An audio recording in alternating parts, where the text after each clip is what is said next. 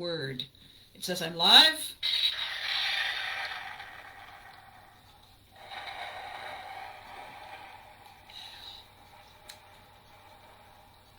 You're now live. We're live, kids. We're now live. All right, we're now live.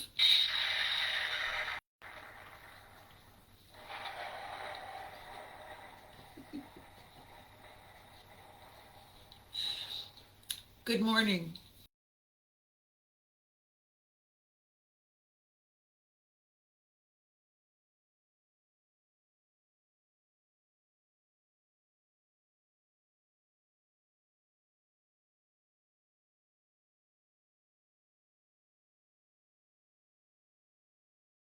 There. Just turn that volume thing off. There we go. Unplug this. And ta-da! We're on. Good morning, everyone. Thank you for coming. Welcome back. I'm Abby Hagyard, and this is my twice weekly live video conversation with you, my lovely, fabulous friends. I want to thank you right from the start today for doing this with me. Today is video 58. Can you believe it? 2 more and I'll have done 60 of these things. It's amazing. It's amazing that you're here. Good morning, Garen. How are you? It's amazing that you're here. It's amazing that you're taking the time, that you're reminding yourselves, oh, Abby's going to be doing some crazy thing. I want to check it out. And that is absolutely lovely. It means that you have established a priority to be part of this. And, that's makes a person feel all special. I want to tell you that I have 76 subscribers on YouTube. And that's amazing as far as I'm concerned. And I would love to get more. I would love to get more for a couple of reasons. One is that the more people who subscribe on YouTube, the wider the reach, the more these tech things, these algorithms recognize that I am in fact walking here. The easier it is for me to get myself registered as a profiled person on the Facebook platform, and that makes it really difficult for clones and imposters and whatever scam artists to just automatically steal me. They put a little check mark by your name, and usually those are fairly impervious. So there is a other than ego, there is a method to my madness here.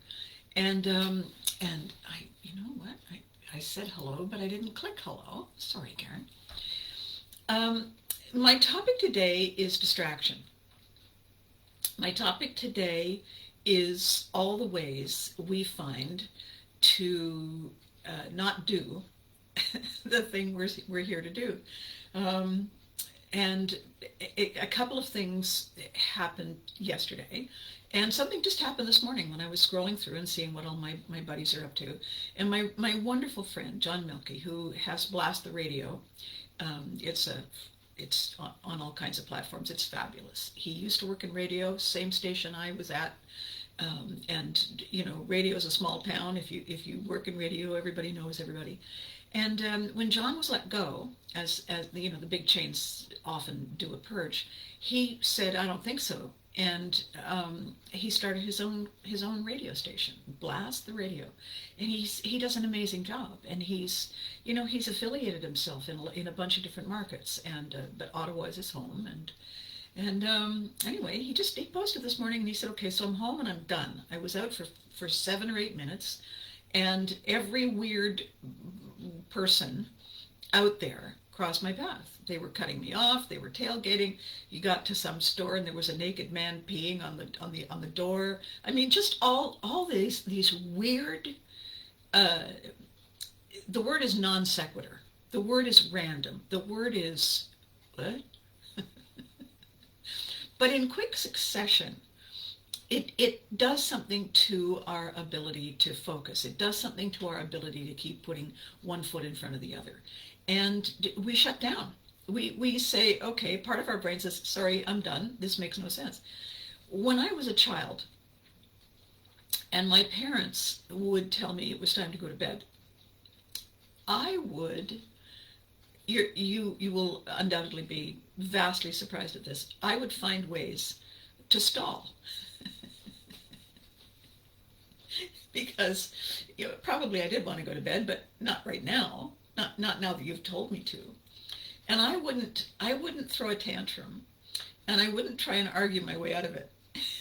What I would do, I'd say, okay, good night, and I'd leave the room, and then I'd be gone for like 3, 2, 1, and then I'd come back in madly dancing, leaping around, making strange faces, peering up over furniture, tap dancing like a mad fool, and mostly the silly faces at the same time. All of it was calculated.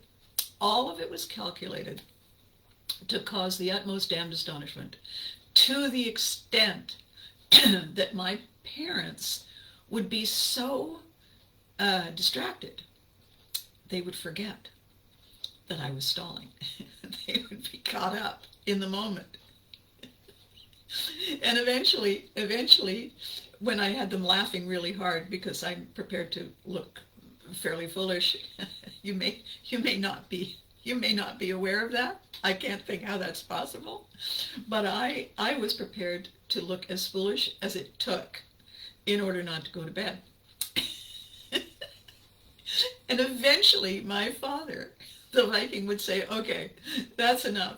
Quit stalling. Quit milking the act. Go to bed." So I'd usually try for a couple of curtain calls.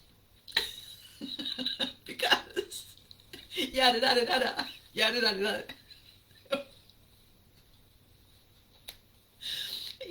I'm amazed that I never did that on You Can't Do That on Television. It would have been so perfect for Mom to do that. They really missed out. Well, good morning, Melissa. I was part of a clique with John. Oh, okay. Yeah, okay. So, Garen, you can imagine John this morning just trying to get his stuff done right before his day. Someone who had mastered the art of distraction to go through all this. And the thing is, here's the thing. Did I sing or threaten singing? Garen, I never thought about singing. My parents didn't sing. They didn't play musical instruments. We didn't, to my recollection, we didn't have a lot of music in the house except for dancing. My mother loved to dance. My dad was a good dancer, and I can dance.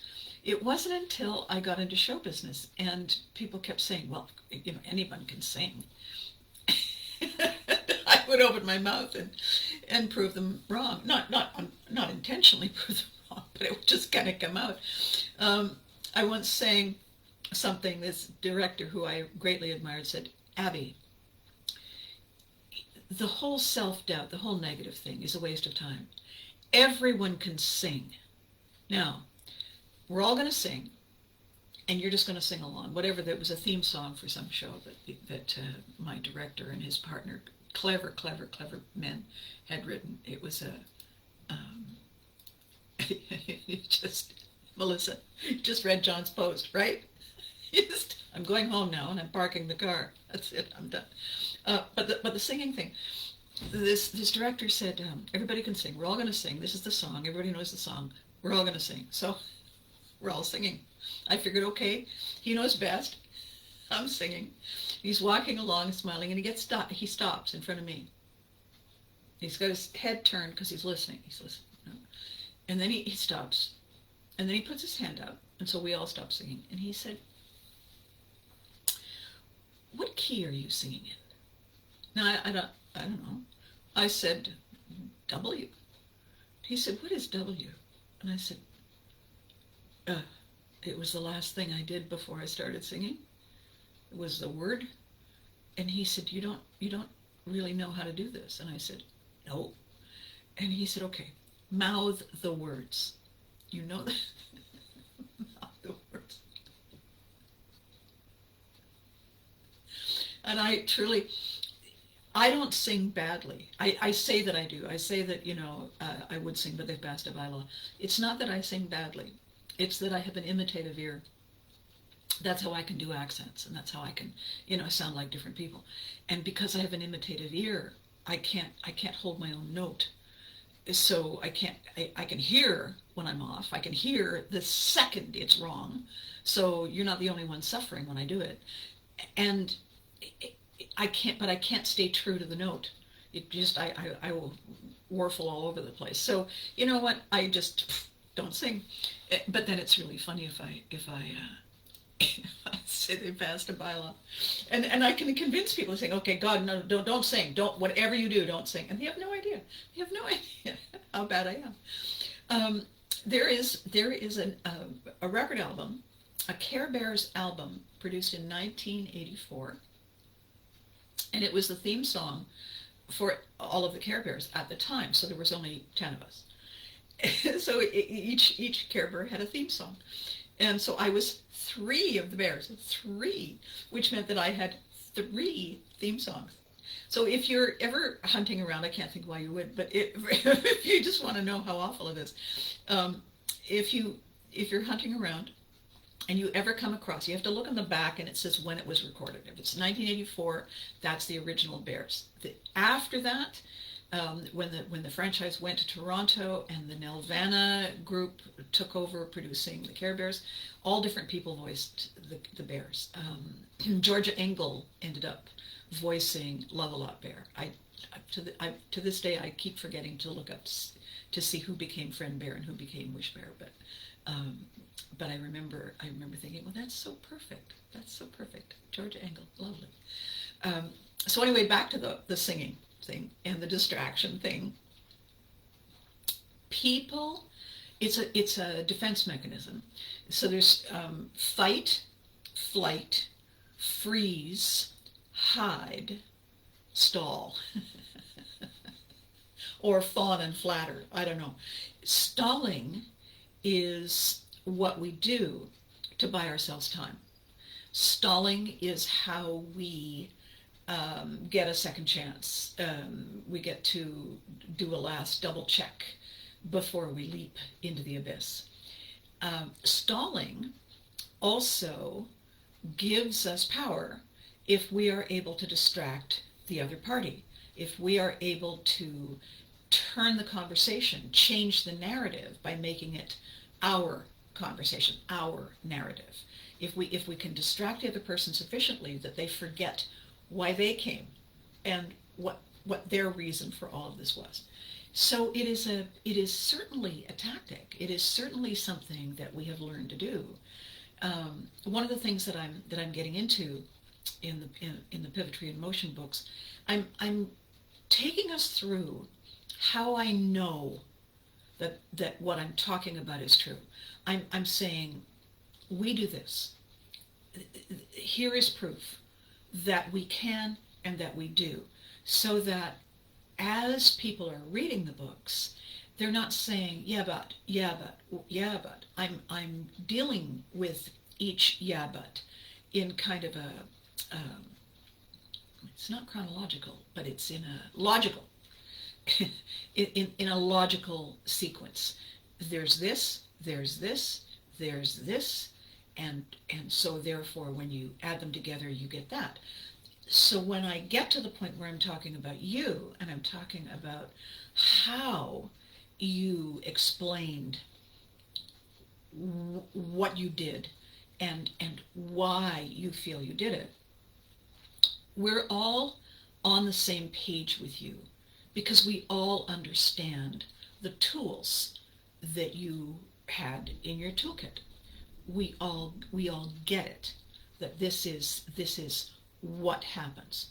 Now, as I'm talking, I just heard thunder, and our neck of the woods, our part of Canada, is supposed to get some fairly active storm systems today.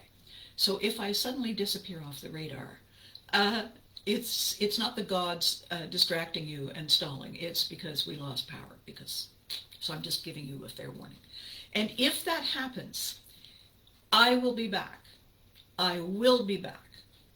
Have no fear. So back to the whole distraction thing. Yesterday, I noticed, not for the first time, I noticed that people were talking about things in a kind of a chitter, bicker kind of way. It wasn't griping, and it wasn't sniping, and it wasn't fetching. It was just a kind of a and I thought, oh, that's a stalling tactic. That's not a distraction tactic. That's stalling. We're delaying a thing we don't want to take part in, whatever that is. And that always makes me curious, because when I can recognize the tactic, I kind of want to know what it's about. In this particular situation yesterday, someone had posted. It's a very very popular meme, and it is about doing things for you. I forget the exact wording in this moment, but the simplistic statement was basically just say no.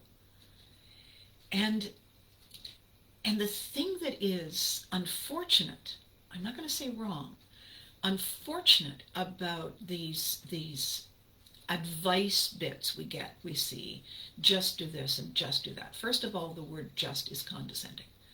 It is an implication that it's very easy and anyone can do it.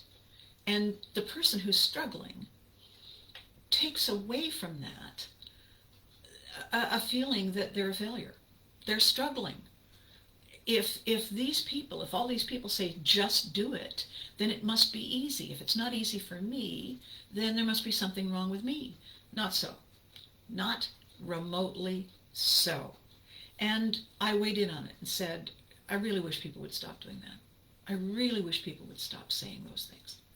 It is not correct that we can just, like it's, for heaven's sakes, just put it down. If it's an unconscious, life-saving technique, we don't even know we're doing it. And telling people to just get better, just heal, for heaven's sake, stop bleeding. You're ruining the rug. Is so unhelpful, as my therapist clients often say. Abby, it's unhelpful when you do that. Is it? Yes. Screaming and running at people with a weapon. It's unhelpful. Okay. Wakes them up, though. And when I see well-meaning people, or bossy people, or gaslighting people, whoever they are, when I see people posting those kinds of things, it's a thing to do, and that's what social media is for. It is, however, irresponsible when all around us we know perfectly well people are genuinely struggling. I don't mean they're gold bricking. I mean they're struggling. I know lots of people who are gold bricking. I myself am capable of it. But people who are really struggling, that's why what I posted just before I started today, I said this. If you saw someone struggling to cross the street, would you give them advice, or would you help them? If you saw somebody trying to cross the street, busy day, maybe it's raining, traffic, maybe they're old, maybe they're young, they're trying to cross the street, would you go over there and lecture them? Would you tell them that you're studying to be a life coach and you have a few things you'd like to tell them? Or would you just say, may I help you? And take some of their burden and help them across the street. It's always wise to ask, because sometimes they're not struggling to go, they're trying to get on the curb. You take them back to where they already were. But that's the question. Would you help, or would you need to hear your own voice first? Would you find a way to push away the job? Would you find an excuse? Would you find the tool that distracts you and everyone from what needs to be done? I know that a lot of people are choosing the distraction. Poor John this morning on the road, all these people doing random weird-ass stuff. What the hell is that about? Well, frankly, Scarlett, we don't care. All we know, all John knew, was he just wanted to go and do his errand and come back and have his day and do his thing and brighten everyone else's day, because that's what John does. So, did he need that stuff? Nope. Came home, parked the car, went in the house. I'm done. Yeah, I don't blame you, John. Except he doesn't stay done. John is one of those people who gets over things and says, perhaps I'll do this. Maybe I'll go put on a silly tutu. That'll cheer me up. It'll horrify the neighbors. and in these practice people can sing loudly. Some of us sing softly. Okay. So what I think is happening right now, and the reason for the thought today, the talk today, is that we are doing the best we can with a whole bunch of things dumped in front of us, not necessarily in our laps, sometimes just dumped on the road in front of us, that we didn't expect, we didn't see coming. Now, should we have seen it coming? I don't know. And there is one of those things that happens. We can veer off and have a conversation about whether or not we should have seen it coming. Whether we should or not, there it is, and there we are. And what do we do now? How do we cope with it? How do we manage the detour so we can get on with our day? We can get on with the reason we came. What do we do? What do we tap into? What do we go back into our memory banks and come up with that worked in the past? Because, and again, this is part of the whole wonderful discovery journey I'm on about pivotry and pivoting and our incredible brains and our incredible survival skills. Everything we do, except things like blinking and breathing and the heart beating, those are autonomic. Those came pre-wired in the package with us. Everything else is learned behavior. Whether we learned it unconsciously, subconsciously, consciously, and oh my God, prefrontal cortex, now what do I do with this? We learned it. And if it worked, we do it again. If it ain't broke, is the motto. The trick is knowing whether it worked for us or whether it was a stalling distraction, utmost damned astonishment, delaying tactic, a survival skill. Large thing with teeth, small human with small teeth, says to large thing with teeth, look over there. Thing goes, huh? Human runs away. Okay. That would have been me. Oh, look. Whatever it is that we have learned to do is part of who we are. And what I think is so important right now is to, Garen is talking about some of us sing softly.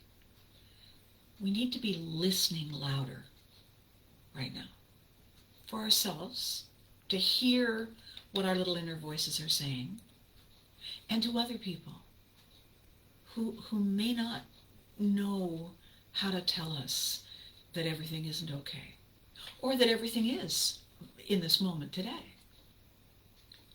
We need to be listening more carefully, because there's so many distractions, so many reasons people are confused. I'm sorry, I'm just reading Garrett's thing.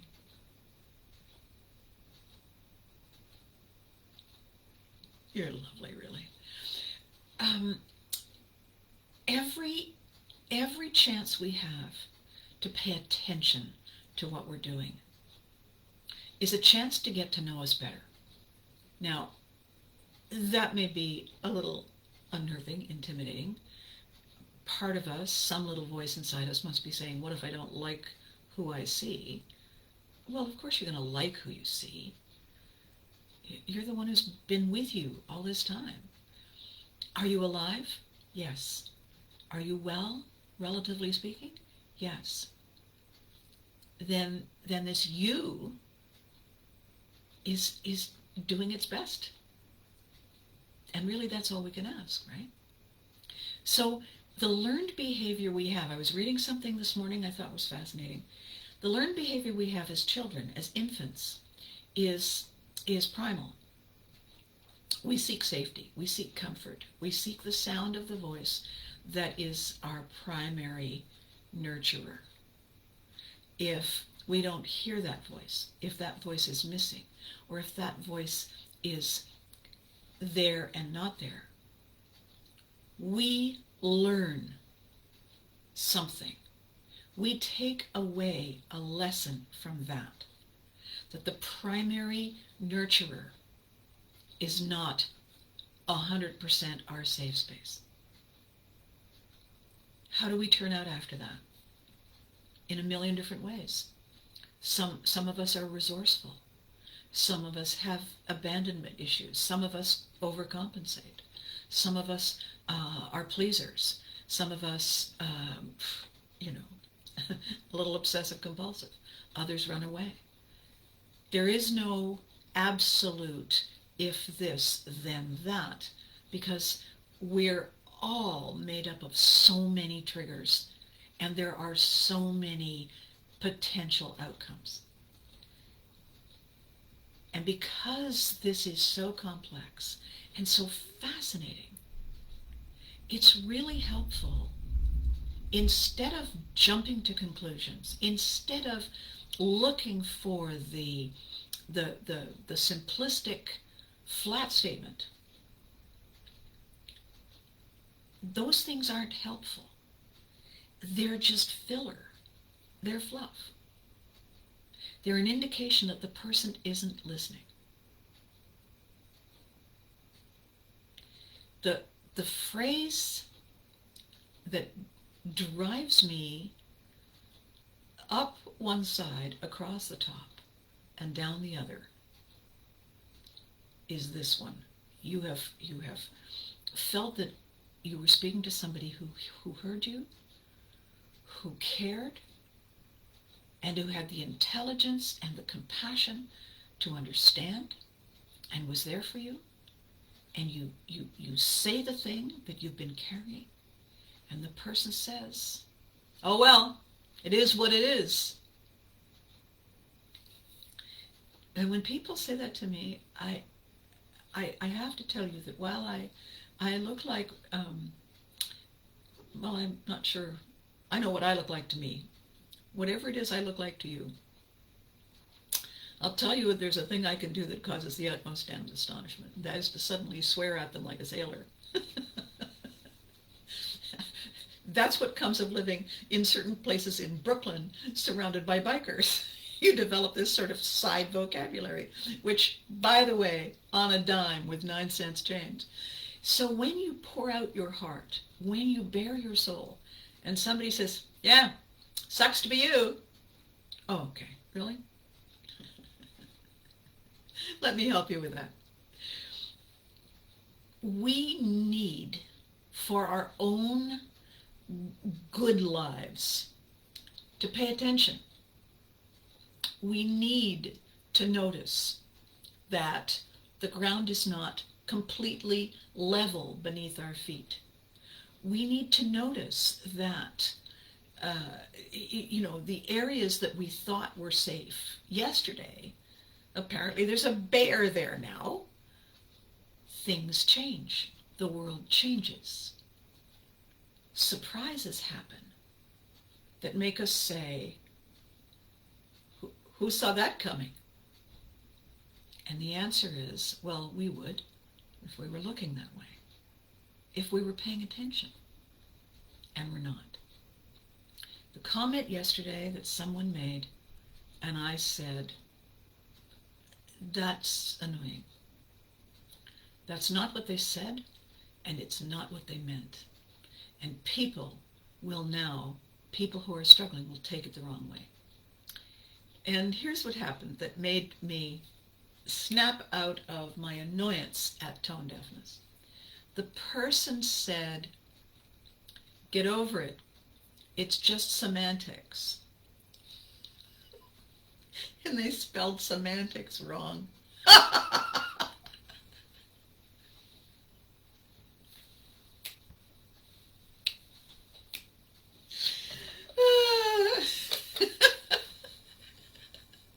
Here's an idea, I said. And then I deleted it. I did not need to continue the conversation because they had shown me their true colors. They were making noise for the sake of making noise because they can make noise. They weren't contributing. They weren't helping anyone. They were just chiming in. I have a right to my opinion.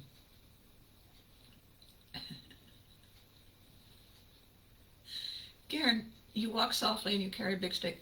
You're fairly tall though, son.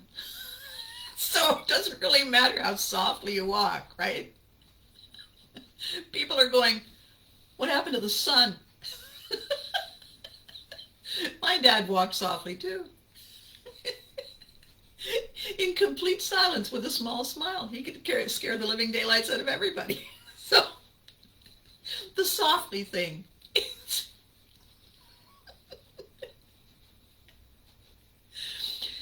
So today,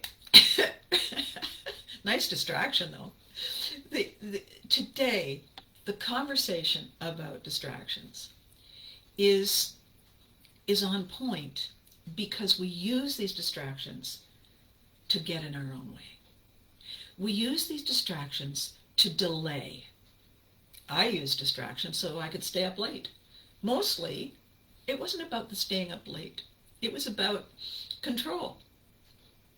My parents had all the control until I slid it away under the door.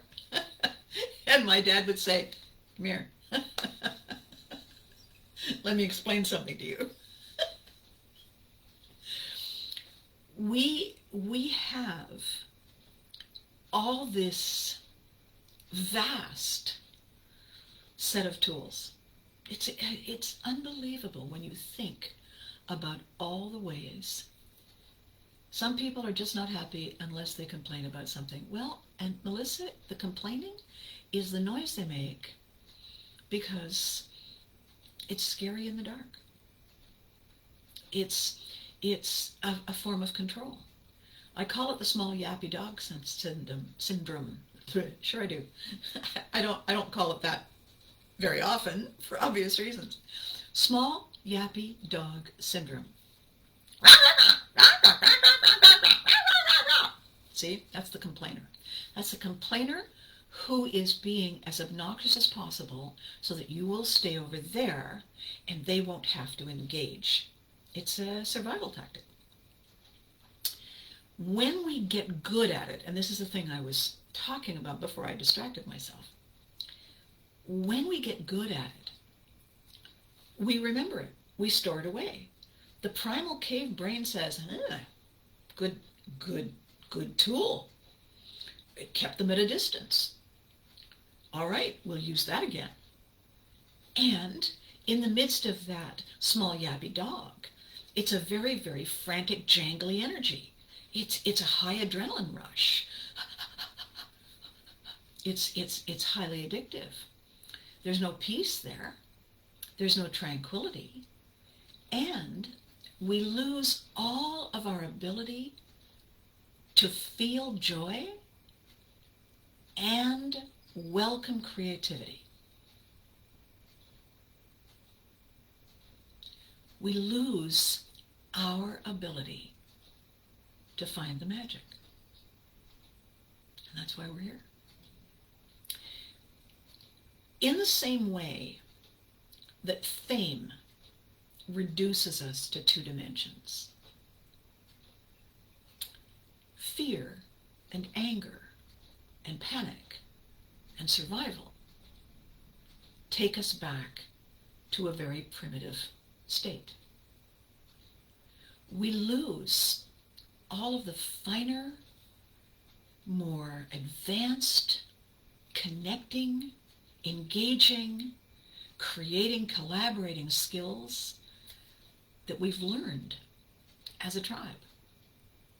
And we go back to our most fear-based primitive state. You know, I had a conversation once with one of my therapist clients about laughter and about a sense of humor. And I said, do animals have a sense of humor, do you think? And she said, oh, sure, some of them do. Some of them, the more advanced, the more evolved. Same with people. There are people who have no sense of humor. I've actually met a couple. Very, makes you want to say something really abstractly weird just to watch their faces go all odd. When you have no sense of humor, you cannot appreciate abstract fantasy. You cannot enjoy flights of whimsy and wonder. We lose all of that skill, all of that magic, all of that delight, the giggle effect. We lose that when we are in baseline survival mode.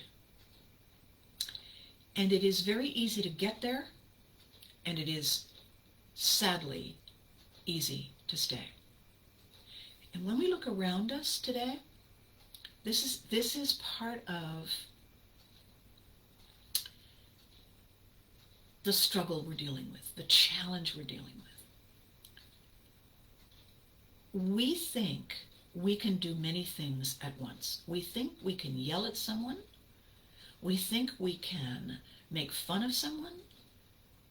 And we think we can then turn around and do good things for us and others. And we can't. When we lock into a certain very negative vibe, a really low survival, basic, anger, fear, push away vibe, there is no way.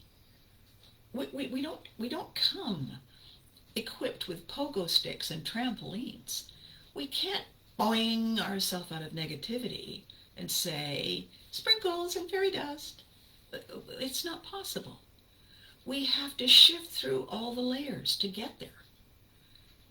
And it takes a long time because there are many layers. And we can only eventually get there if we don't allow ourselves to get distracted along the way. Some of the ways to recognize that this is happening, I think, are important to mention. And the reason why I think they're important, I'm just checking the time. I don't want to be going too far off down this little rabbit hole. The reason it's important for us to see the signs ahead is so that we can detour around those temptations.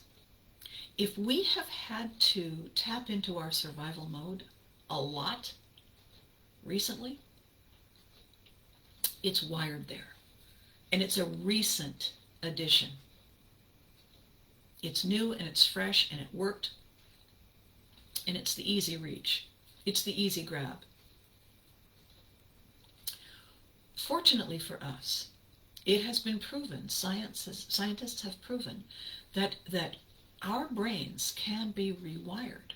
This whole business about learning a new skill, learning a new habit, the easiest way to learn a new habit is to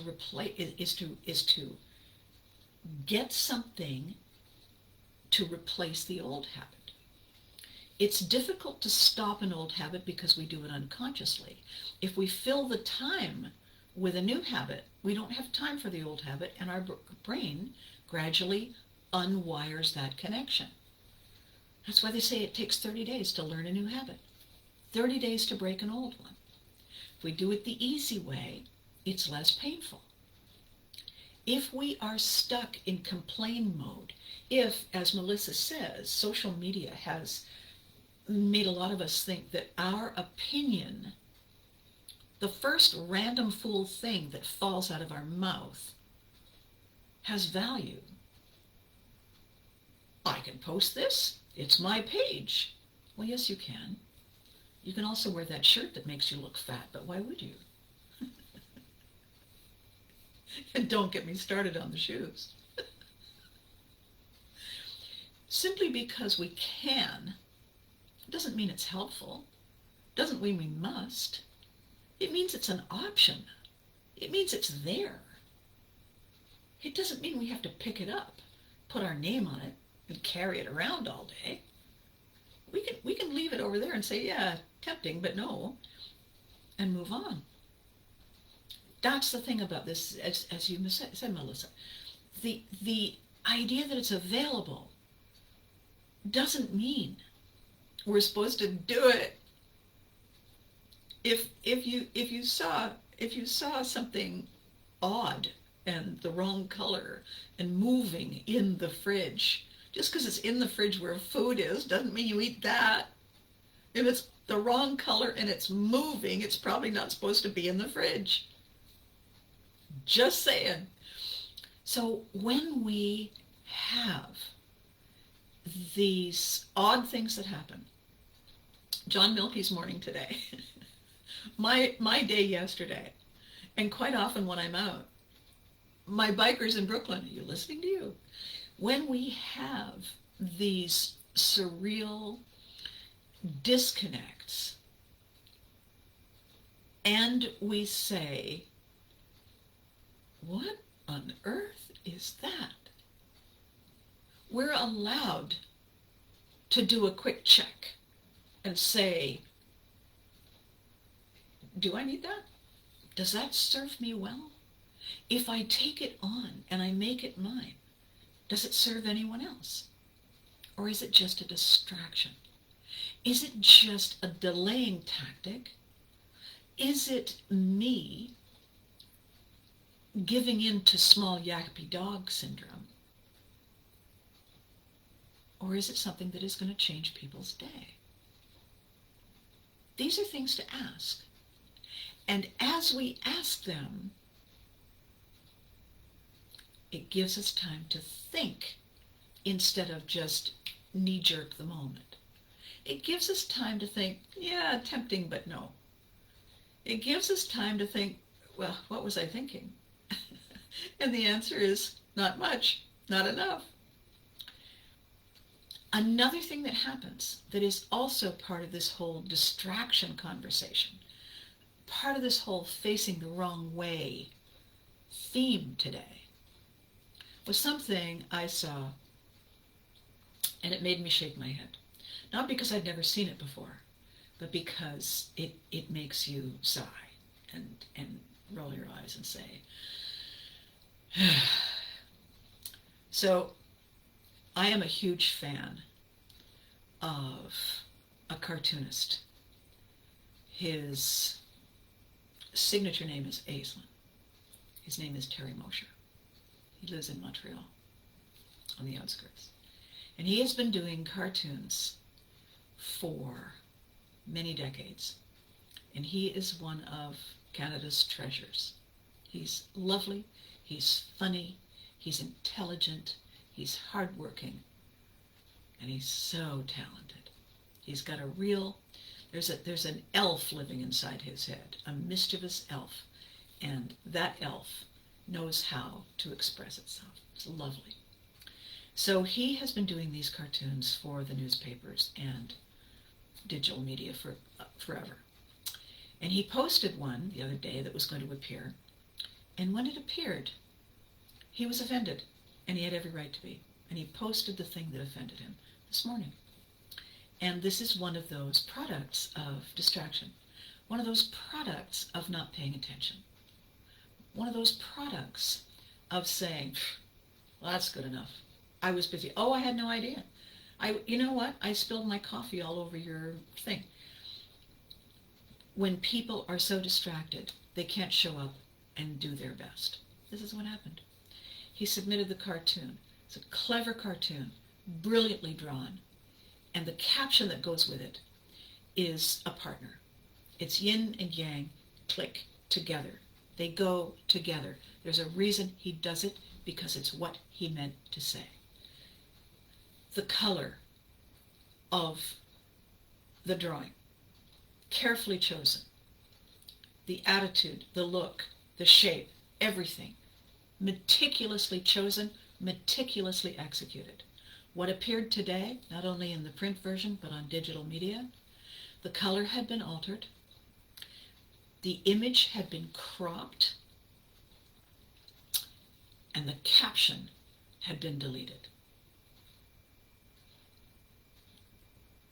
By whom? Who knows? Somebody wasn't paying attention. Somebody didn't care enough to do the job well. Somebody made an executive decision. Well, we need to put these 3 things on the page, so you know what, we'll just clip that. We don't need that down there. Somebody didn't think that that artist, whose name is revered, was owed an excuse me, do you mind? We have an issue. Is it okay? Why was that artist owed that courtesy? Because that artist has given so much to us every day. And the question that's fair to ask of this person who chose to do this and that and thought it was okay is, what have you done for us lately? That? You did that for us? I don't think so. I think you did that for you. I think you did that because it was convenient. I think you did that because you didn't really care.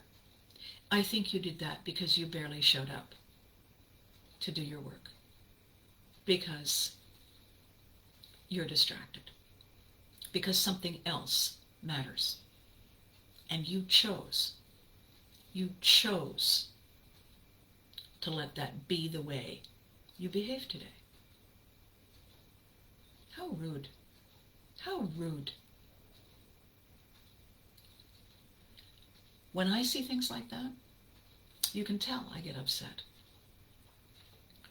I get upset because I know how hard we all try. I know how hard it is for every single one of us to get up. And then after that, how infinitely harder it is after we got up to show up. We don't show up and say, I showed up today. I showed up today. We don't do that. We just show up. And we do what we do. Why? Who knows? Faulty wiring? Love? Passion? Excitement? Curiosity? Fear? Who knows? Discussing the why is for another day. If we get up, if we show up, we owe it to ourselves to stay present and to honor every other person who did the same, who showed up, who survived, who surmounted the obstacles. We might be that person trying to struggle to cross the street someday. Do we need to hear someone explain to us why we shouldn't have even tried? No. If you can't help, get out of the way. If you don't want to help me, go away. I'll figure it out. There's a trend. It's a Karen thing, and I don't know what the male name is that they've given. These people who feel entitled to step outside of what they were supposed to be doing and insinuate themselves into our day. Tell our children in front of us. Tell us what we should be doing.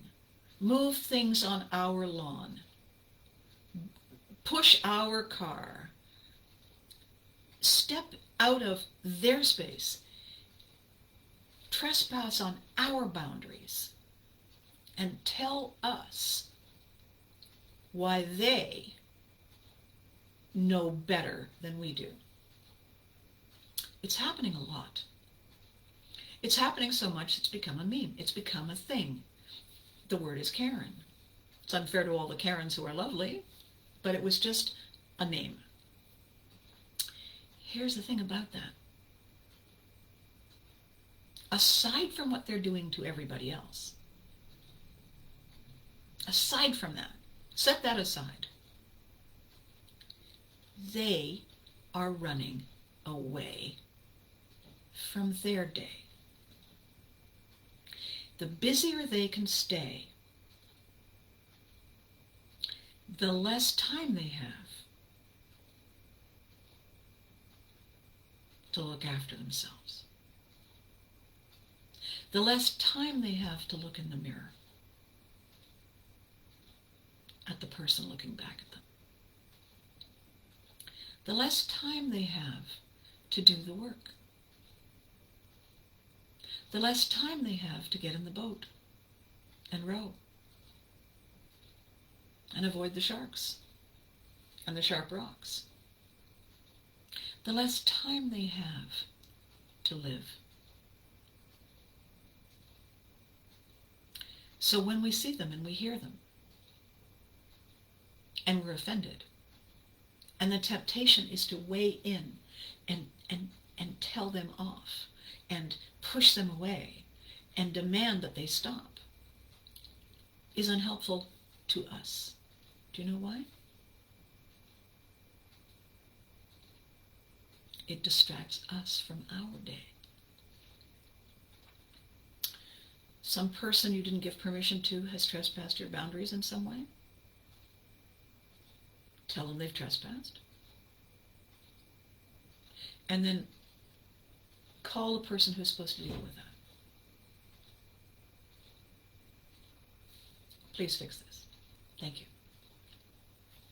And carry on with our day. Because our day is awesome. Our day rocks. One of the things that we're doing right now, because things are scary and the ground is not solid beneath our feet, and strange things are happening, and people are behaving badly because they're afraid. And they're scrolling through their memory banks for what we did the last time, and there isn't anything there. Panic, panic, panic, panic. What do you mean there isn't anything there? We got to do something. I know, we'll do this. Oh, that's wrong. Okay, then we'll try this. No, that's wrong. Ah! And people are not presenting well. They're presenting the worst forms of themselves. They're not bringing their best game. And that's scary. We all need a hook, a tool, a reminder that brings us back to us. You can call it grounded, you can call it centered. use any word you like. We need a reminder of why we came. The other day, yesterday, when I was getting ready for a full-on, I don't know why I was so upset about it, except it was a cumulative effect, and the woman who said, semantics, baby, and she spelled semantics wrong. There, I snapped right out of it. I looked at that and I said,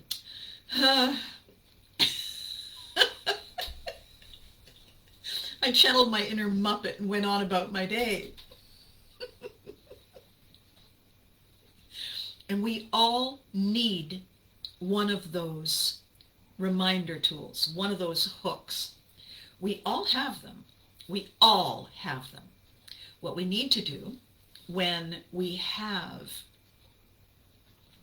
something in the way, we need to have ready access to that thing that helps us get ourselves back. We need to take a moment, when we have a moment. What is it that makes me laugh? What is it that makes me smile?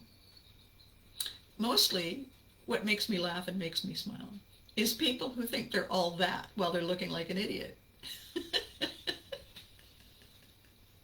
Yes, I'm fabulous. No, you're not. And when I see that happening, I'm reminded how flawed we all are, how flawed I am, how flawed all of it is, how we have all the tools we need to get beyond these small glitches, to resist the shallow distractions, and find our way back to the magic that is us. My heading today on the video, that'll be all over the place, is it is time to recover, uncover, discover our essential us. We're in there. We're waiting. We're ready. We're keen to find the magic. We just sometimes need a little help to get all this fluff and bluster out of the way. I want to tell you this quick story. I don't want to go too long. There was a time, I think I've told this story before. There was a time when someone made an interesting assumption that I had gone to teachers college. Oh, and I know why. I know why. It's because everybody I went to college with went to teachers college, or almost everybody. I didn't. I went into show business. However, the assumption would be people like us do things like this, and Abby was with us, therefore she must have done right. It's easy error, easy. Anyway, they came to me one day, long ago in the distant past, and said, "Are you interested in doing some supply teaching?" And as I was in show business, which is the other way of saying since I was starving to death and had no idea how I was going to pay the rent, I said, sure, absolutely. Doesn't involve, it's not hired killing, like it's not illegal or anything, and it's not going to hurt anybody. And they said, oh, thank goodness, because I've got some issues and we're having a real problem finding good supply teachers and you'd be amazing. I said, oh, thanks. So, you know, I'll have them call you from the school. Great. Was I qualified? No. Had I gone to college? Well, for briefly. Did I have a degree? No. I had a degree of a degree. You know, I had 2.5 years of a degree. So I show up at the school, and they said, you're teaching whatever it was, English, I think.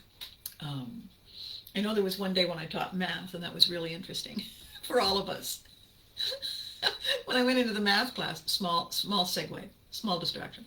When I went into the math class, I picked up the math book and I said, I have an idea. Let's all turn to the back of the book where the answers are and work our way back.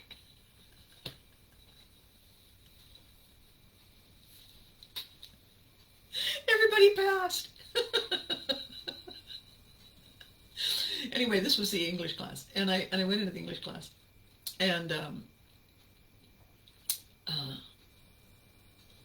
there was a kid in the class sitting at the very back, and it was, you know, those desks. Most of them are made for right-handed people. Left-handed people have to kind of straddle it backwards, because there's the chair, and then there's a metal arm that comes around the right side and attaches to the desk part. It's hard to find the one that's the other way, so the left-hander has a chance.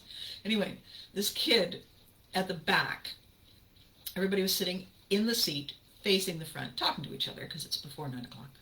But this kid was sitting on the desk part with his feet on the chair, facing sort of the back and looking out the window. And it was a pose. You know, clearly it was a pose, and he was talking to people and laughing, and, you know, I'm different. I'm Mr. Bad Guy. So I came in and I saw this, and I just ignored him. And I said, okay, so it's going to be 9 o'clock in a minute. My name is Abby. And somebody said, Miss, we're supposed to call you by your last name. And I said, yeah, well, my last name is impossible, so just call me Abby. I'm only here today. We won't tell anybody. And so the bell rang, and this kid still didn't move. And people were starting to notice that not only he hadn't moved, but that I wasn't addressing it. So therefore his distraction, his delaying tactic was working, because he was now stealing the focus of the class, and they were all now waiting to see who was going to win the Battle of Wills.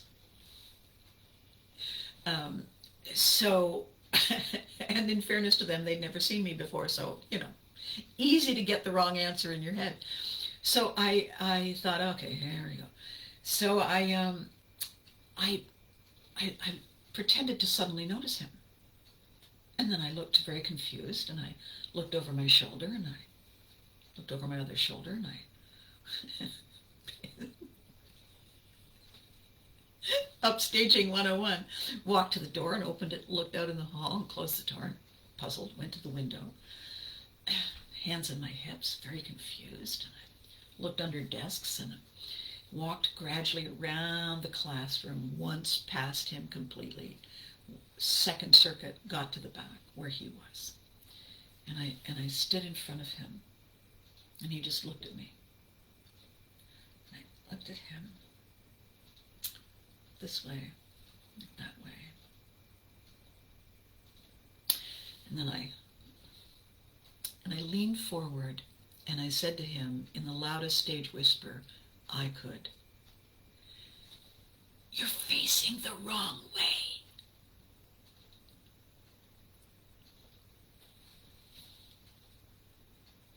And then I turned around and I walked away, and I walked to the front of the class. Everybody's laughing. Everybody's laughing. I win, by the way. Front of the class. Turned around and said, okay, so here's what we're doing today. And I just carried on. And eventually, not making any noise, he got off the thing, sat down, face the other way. Now, I did it that way for a reason. I did it that way because there's no way I'm going to let anyone tell me, force me to own a situation on their terms. If I want to own the situation so that it's my situation, then I'm going to do it my way. That's how it works. Now, he did it his way for a while. I gave him all kinds of time to get over himself. That was how he wanted to spend that class that day. Fine.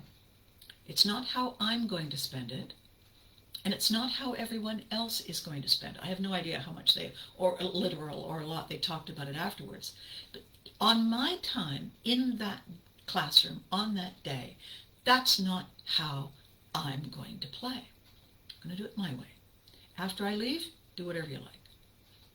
And this, I think, is where, this is where I wanted to take this conversation. We can do it easy We can do it hard. We can find all kinds of techniques and excuses and props that will allow us to stall, avoid, exaggerate, delay, because it's ours to own. It's ours to own. We get to do it any way we choose. That's not the point. The point is, we need to remember why we came. Did we get up and get off the couch and put on pants and drive through traffic and show up to fritter away the day? Or did we have a purpose? If we had a purpose, why aren't we following it? If something's scaring us, that's what we need to figure out. We need to find out what's wrong. And if we can't fix it, find someone who can help us fix it, so that we can find the magic that's us. And we can live our best day, every day. If we have an opportunity and we don't take it, we live with that. If we have an opportunity to get better, if we have an opportunity to recognize something's broken, if we have an opportunity to say, I need a me day, and give ourselves permission. Each of these decisions is choosing to live our best day by that definition. When I do a show, I bring my best game. I face the front. I try to make sure that my hair isn't all sticking out one way, because that's distracting. And I do it for two reasons. I do it because I'm proud of my ability to share what I think are helpful, fun, growing ideas. And I do it because you deserve my best. I'm not chasing your approval. If you show up, that's awesome. If you don't, if you can't, if you won't, that's a shame. Maybe you'll show up another day. Maybe you won't. That's not mine to own. I'm thrilled when you are here. I'm thrilled when I see your comments. I'm thrilled when you laugh when I see you and they say, what the hell was that about the other day? I love that. It means we are engaging, connecting, sharing, growing, thriving. It means that we have elevated who we are and what we do from primal base survival. We're not two-dimensional. We're fabulous. That's why I do what I do. That's what makes me smile every day. I know that there are hard times. We have all had them. Some of us are dealing with them right now. If your hard time is fluid enough that you can set it aside and come and watch my video because it gives you a distraction. It gives you something positive to think about. It gives you something silly to laugh at. It reminds you of who you are. It helps you recover and uncover and discover your best selves. If I can do that,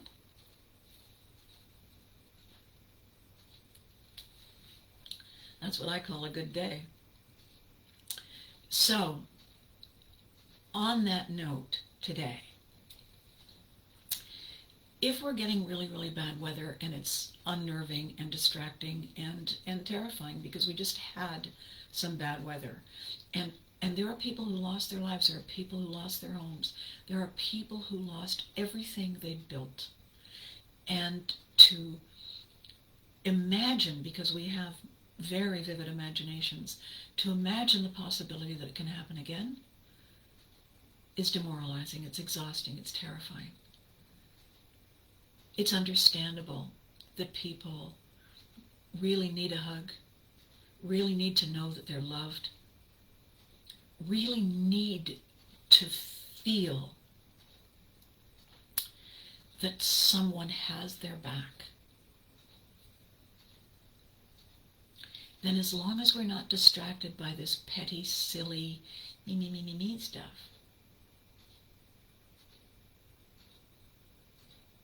we can be there with them. We can be there for them. And if their little ones are traumatized, if their pets are struggling, if the bank tone deaf is calling, if somebody, cuts off a service without a courtesy, if some junior editor at a newspaper slashes your work for no reason that makes any sense and no courtesy of a heads up, that doesn't give us tools to cope. That does nothing of any value for anyone. And even the negativos, even the whiners and the snivellers and the complainers and the dishonest ones, the liars and the people who are here because they want to take. It doesn't give them anything of value.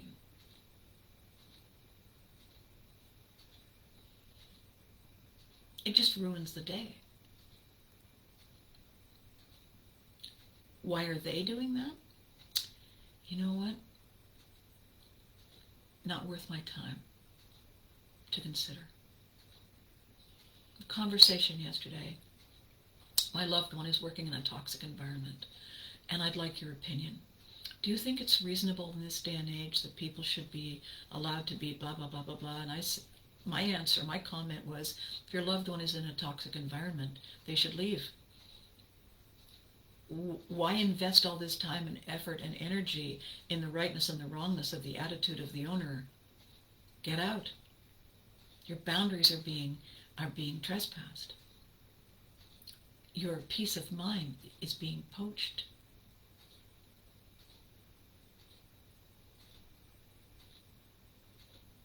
Run to a brighter day. Run like the wind. Now, my friend Vern has said my voice video sync is off. Thanks, Vern. And I'm sorry, that's obviously a technical glitch. I hope it corrects itself. And if not, you can either watch me with the sound off, or you can close your eyes and listen to my dulcet tones. You have choices. You have power. Phil, I'm late. You know what, Phil? You came, and that's what matters. Okay, so my rant today has been about distractions. My rant today has been about frittering away the value that we bring. My rant today has been about keeping your eye on the ball. so we can change the game and make it ours. The weather's great today. It corrected itself. Yay!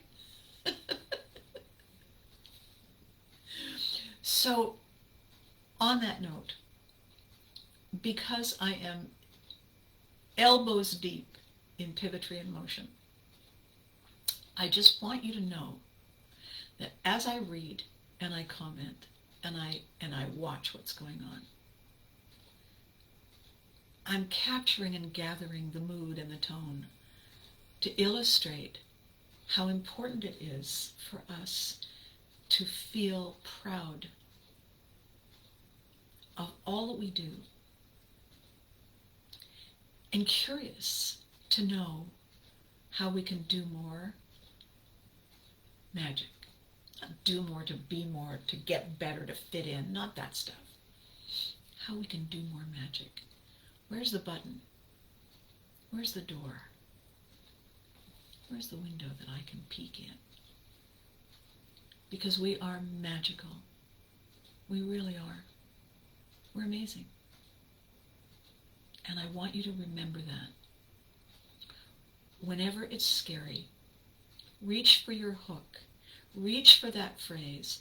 Reach for the thing that makes you say, oh my God, and makes you laugh. I was saying the other day, I reach for those bikers in Brooklyn. Are you listening to you?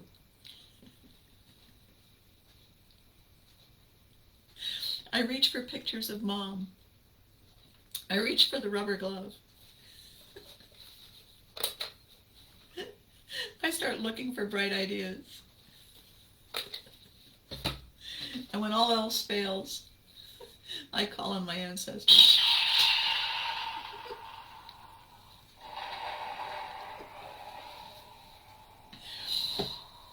Whatever it is that helps you channel your magic, go for it. Go for it. When people around you are opting into toxic, you have the power to walk away and say, no thanks, not today.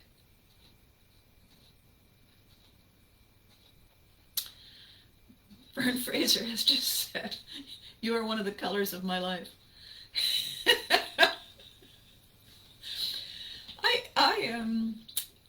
Thank you, Vern. Thank you. It's not the dun-colored female of the species, and it's certainly not beige. So if I am one of the colors, I'm all in. All right, the weekend is upon us. It's Father's Day. It's the day we're supposed to tell all the men in our lives, you know what? Take some time. Go to the hardware store, lick tools, do whatever, because they're going to do it anyway. But it gives us a chance to fluff our hair.